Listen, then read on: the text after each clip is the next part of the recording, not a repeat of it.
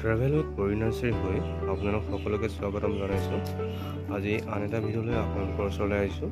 আচলতে বহুদিন নাৰ্চাৰী সংক্ৰান্তীয় ভিডিঅ' দিয়াই হোৱা নাছিলোঁ। যি কি নহওক, আজিৰ পৰা প্ৰায় 1 মাহমান আগতে মই বগানভেলিয়া কিছুমান ডাল কাটিং কৰিছিলোঁ, পেঞ্চিল কাটিং। এই কাটিংসমূহ বৰ্তমান কি পৰ্যায়ত আছে তাৰে আপোনালোকক দেখুৱাব বিচাৰিছোঁ। বলকচোন আমি ভিডিঅ'টো আৰম্ভ কৰোঁ।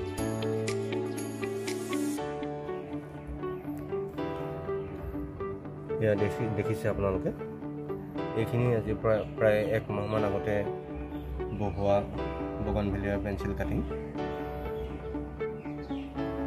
এইখিনি ফৰ্মচা ভেৰাইটি হয়। ফৰ্মচা কুঁহিপাত আহিছে আৰু সম্ভৱতঃ মই যদি ইয়াক ৰিপৰ্ট কৰোঁ 15 দিনমান লাগিব। তথাপিও আৰু 1 মাহমান সময় যদি মই ৰৈ দিওঁ তেতিয়া কাটিংবিলাক কোনো অসুবিধা নোহোৱাকৈ ই বাচি থাকিব। নহ'লে কি হয়, যদিও বা ই কুঁহিপাত মেলিলেও ইয়াৰ গছৰ গা গছডালৰ যিটো শিপা, এই শিপাটো আপোনাৰ সম্পূৰ্ণ হৈ নুঠে। গতিকে ওপৰৰ পাতখিনি চাই পেলাই আমি পুলিটো ৰিপৰ্ট কৰি দিয়া উচিতো নহয়। এইকাৰণে এই ট্ৰান্সপাৰেণ্ট যিটো গ্লাছ, এই গ্লাছটোত লগোৱা হৈছে। আপোনালোকে দেখিলে ভালদৰে চালে দেখিবই এই শিপাসমূহ বাহিৰৰ ফালৰ পৰা দেখা যাব। আৰু যেতিয়া বাহিৰৰ ফালে ভালকৈ দেখা যাব তেতিয়া আপোনালোকে ৰিপৰ্ট কৰিব পাৰিব। তথাপিও এই কাটিংটোত কি হৈছে, এই দেখিছে তলৰ ফালে এই শিপা ওলাইছে ইতিমধ্যে। ঠিক তেনেদৰে শিপা ওলালেও কিন্তু আৰু যদি আমি কিছুদিন ৰৈ দিওঁ গোটেই গ্লাছটোত এই শিপাই আগুৰি ধৰিব আৰু পুলিটো তেতিয়া যদি আমি ৰিপৰ্ট কৰোঁ কোনো ধৰণৰ অসুবিধা নোহোৱাকৈ ই বাচি থাকিব। এয়া দেখিছে, এইটো আপোনাৰ আপেল ভেৰাইটি হয়। ফুলখিনি যথেষ্ট ডাঙৰ ডাঙৰ হয়। ইয়াৰ থাই ভেৰাইটি।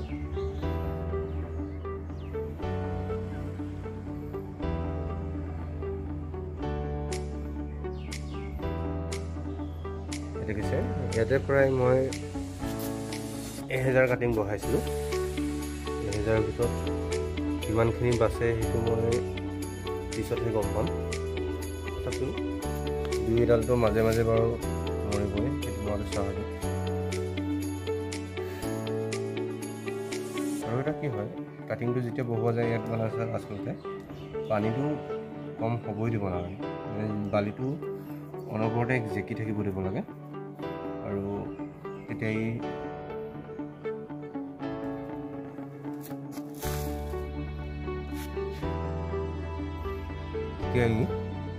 পোখা মেলে। আৰু কিছুমান কি হয়, ডালবিলাকৰ ওপৰতো কথা যথেষ্ট। ডালবিলাকে যদি কিছুমান পুৰঠ নহয় বা বেছি পুৰঠ হ'লেও আপোনাৰ পোখা নোলায়।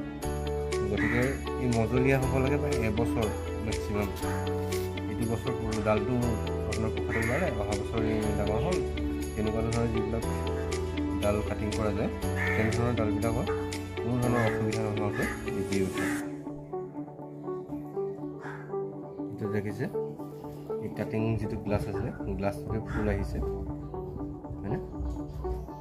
একো দিয়াই নাই এতিয়া, আচলতে বালিখিনিত গোচ মাৰিহে থোৱা আছে। এইফালে এটা য়েল্লো, এইটো পোখা আহি গৈছে কি সুন্দৰ, হয়নে? দেখিছে যিবিলাক এতিয়া এইটো চাপোজ যিবিলাক এতিয়া শুকাই গৈছে সেই তেনেকুৱা ধৰণৰ কথা। আচলতে যেন ডালটো ভালকৈ পুৰঠ নহয় বা বেছি পুৰঠ হয়তো ডালটো বহোৱাৰ পিছত কিবা চৰাই চিৰিকটি মানে লৰাই দিছে, তেনেকুৱা ধৰণৰ হ'ব। সেয়া টাইপবিলাক ডাল পোখা ওলোৱা নাই। তথাপিও 1000ৰ ভিতৰত মই ভাবোঁ প্ৰায় 850 বা 900 ভিতৰত এইবিলাক কাটিংবিলাক বাচি থাকিব। আৰু কিছুদিনৰ পিছতে মই ইয়াক ৰিপৰ্ট কৰিম। এইখিনি দেখিছে, এইখিনি 21 জুৱেল পিংক। সৰুৰে পৰা আচলতে খুব সুন্দৰকৈ জোপোহা টাইপত ব্ৰাঞ্চবিলাক ওলাইছে, দেখিছে।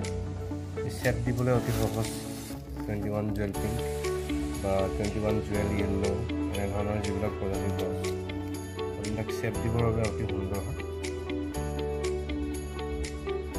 মাটিৰে বগল থ'ব পাৰি সুন্দৰ হয় দেখাত।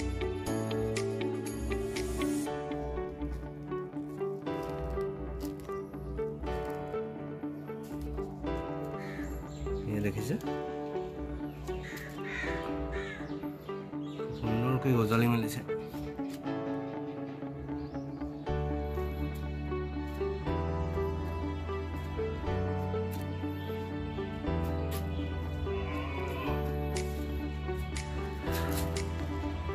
আৰু এই সময়ত গজালি মেলাৰ সময়ত অতি সাৱধানতা অৱলম্বন কৰিব লাগে।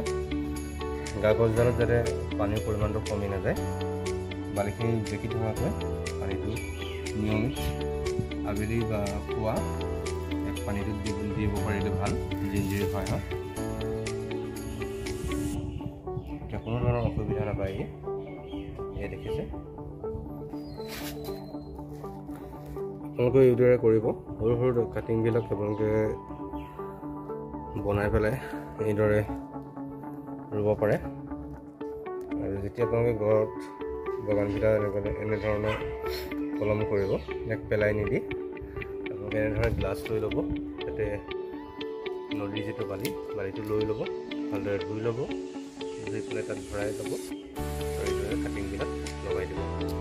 আৰু এটা কথা মন কৰিব, সম্পূৰ্ণভাৱে ৰ'দ পৰা জেগাত এই কাটিংবিলাক নবহাব।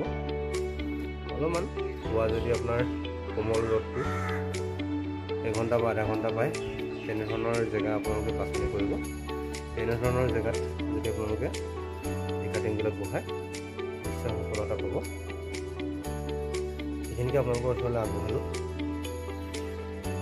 আৰু যেতিয়া আপোনাৰ পুনৰ ৰিপৰ্ট কৰিম, ৰিপৰ্টৰ মই ভিডিঅ' আপোনালোকক দিম।